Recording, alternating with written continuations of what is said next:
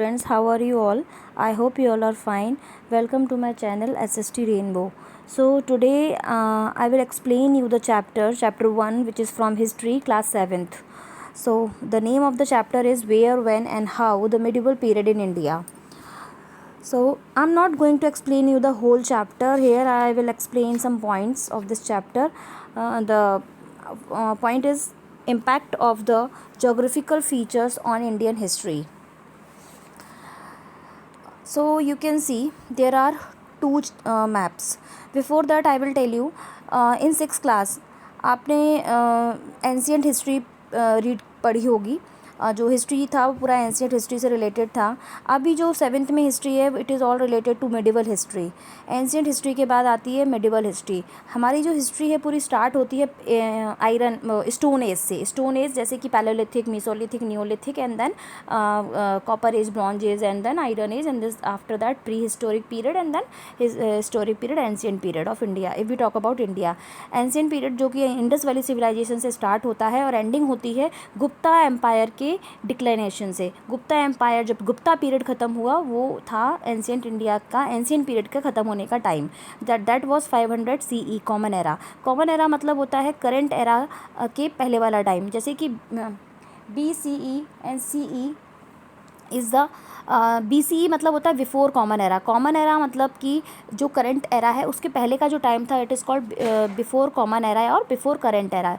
Era means होता है युग यानी कि पीरियड. ठीक है. BC एंड AD तो आप जानते ही होंगे. BC का मतलब होता है before the birth of the Jesus Christ, है ना, बिफोर क्राइस्ट. एंड AD का मतलब होता है एनो डोमिनी. एनो डोमिनी का मतलब होता है in the year of the Lord. जब जीसस का बर्थ हो गया और जीसस के बर्थ के टाइम जो वो जीसस के बर्थ के बाद जो वाला टाइम चल रहा था it is called anno domini. And birth से पहले का टाइम कॉल्ड BC यानी बिफोर क्राइस्ट. उससे पहले जो टाइम चलता था it is called CE common era कह सकते हैं या BCE before common era. So Gupta empire के ख़त्म होने के बाद जो पीरियड स्टार्ट होता है it is called medieval period.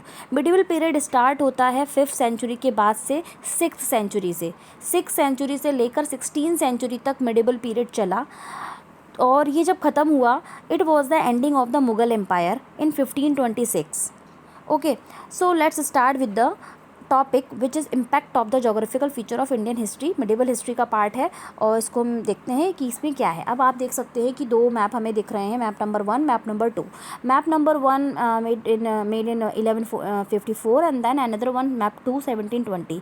1720 वाला जो मैप है it is the second map was use by the European traders and sailors to reach India because it was more detail. आप जैसा देख सकते हैं काफ़ी डिटेल्ड मैप है. इसकी हेल्प से जो यूरोपियन ट्रेडर्स थे वो इंडिया में आए, like Portuguese, French and Britishers, ये सब लोग आए just for the purpose of trading, to develop trade relation पर. बट फ्री लोग इन लोगों ने यहाँ पर रूल कर लिया. वो एक मॉडर्न इंडिया का पार्ट है, वो बाद में देखते हैं. बट जो स्टार्टिंग की थी इन लोगों ने जैसे कि 14th सेंचुरी में, 15th सेंचुरी में, 14th सेंचुरी में देखें. Chronology and geographical location are the most important feature in forming the history of our country. हमारी इंडिया की जो क्रोनोलॉजी रही है हमारी कंट्री की, क्रोनोलॉजी का मतलब होता है सीरीज़ ऑफ इवेंट्स. ये हुआ, उसके बाद ये हुआ, उसके बाद ये हुआ. It is called chronology, series of events. And geographical जो लोकेशन है हमारी इंडिया की बहुत इंपॉर्टेंट रोल प्ले करती है हमारी इंडिया की, हमारी कंट्री की हिस्ट्री को फॉर्म करने में. क्योंकि जोग्राफिकल लोकेशन हमारे इंडिया की बहुत अच्छी है. अच्छी इन द सेंस ये है कि हमारे यहाँ पे you can find out each and everything. Soil अच्छा है, वेदर क्लाइमेटिक कंडीशंस अच्छी हैं, उस बेस पे देखा जाए तो बहुत अच्छा है. और सराउंडिंग्स के बेस पे देखा जाए तो भी अच्छा है, लेकिन कहीं ना कहीं प्रॉब्लम्स रहती हैं. तो उस वजह से जो हमारे यहाँ की हिस्ट्री बनी है वो उसी का मतलब इस लाइन का मतलब वही है कि इम्पैक्ट ऑफ जोग्राफिकल फीचर, जो हमारे इंडिया के जोग्राफिकल फीचर हैं जैसे कि माउंटेन, प्लेन, प्लेट्यूज, इनकी वजह से, स्पेशली माउंटेन्स और जो रिवर्स नहीं है, प्लेन एरिया रहा है, इनकी वजह से जो जो इम्पैक्ट पड़ा है हमारी इंडियन हिस्ट्री पर वो इसमें बताया गया है. आपको जैसे पता है कि एंशिएंट टाइम में people use to use the path like sea route और the mountain routes to come to India और इंडियन सब कॉन्टिनेंट. ये दो जगह, इन दो चीज़ों की हेल्प से ये लोग इंडिया में आ सकते थे, हमारी कंट्री में आ सकते थे. सी रूट से तो ये लोग आए थे यूरोपियंस, एंड माउंटेन पासेस से भी आए थे. सो जो जो गल्फ़ से आए थे वो माउंटेन रेंजेस से आए थे, एंड जो यूरोपियन कंट्री से आए थे वो सी रूट से आए थे. तो ये जो क्रोनोलॉजी एंड जोग्राफिकल लोकेशन है, ये बहुत इंपॉर्टेंट फीचर्स हैं हमारे इंडियन हिस्ट्री को फॉर्म करने में। और geographical location of India played a significant role in the development of Indian history. Indian history को डेवलप करने में जो जोग्राफिकल लोकेशन है इंडिया की, बहुत इंपॉर्टेंट रोल प्ले करती है। जैसा कि मैंने बताया, माउंटेन्स, रिवर्स, प्लेन, प्लेची, और ये क्या है, सब जोग्राफिकल चीज़ें हैं, लोकेशंस हैं। अच्छा, the great Himalaya in the north and acted as a barrier against foreign invader. अब एक हमारा जोग्राफिकल लोकेशन ये भी है, एक जोग्राफी है हमारे इंडिया की, क्या है वो, माउंटेन्स, ग्रेट हिमालयाज़, जो कि नॉर्थ में ऊपर की साइड पाए जाते हैं। इन्होंने बहुत अच्छा रोल प्ले किया, हिमालयाज़ ने बहुत अच्छा रोल प्ले किया, as a barrier role play किया, जिससे कि कई सारे लोग हमारे यहाँ इंडिया में एंटर नहीं कर पाए। बट स्टिल इन माउंटेन्स में भी कुछ पासेस थे, जैसे कि खैबर पास एंड बोलन पास। खैबर पास एंड बोलन पास के थ्रू, जैसे सिल्क रूट आपने नाम सुना होगा, ऐसे ये रूट्स की वजह से, पासेस की वजह से लोग हमारे इंडिया में आए and they invaded India, they did invasion. जैसे कि खैबर पास, बोलन पास। खैबर पास और बोलन पास आज का जो पाकिस्तान है उधर से आते हैं, उधर से निकलते हुए आते हैं। जैसे कि खैबर पास पाकिस्तान से आता है, बोलन पास भी पाकिस्तान माउंटेन रेंज, ये माउंटेन पास है, थ्रू तोबा काकर रेंज से निकलते हुए आता है, बलूचिस्तान से। और ये दोनों ही, खैबर पास और बोलन पास, अफगानिस्तान बॉर्डर को टच करते हैं and it has been used for invasion of in the Indian subcontinent. तो इस तरीके से ये यूज़ किया जाता था, ये वाले पासेस को, खैबर पास और Bolan pass, allowed travellers and invader to enter India to the north west. Next है कि नेक्स्ट इज़ दैट कि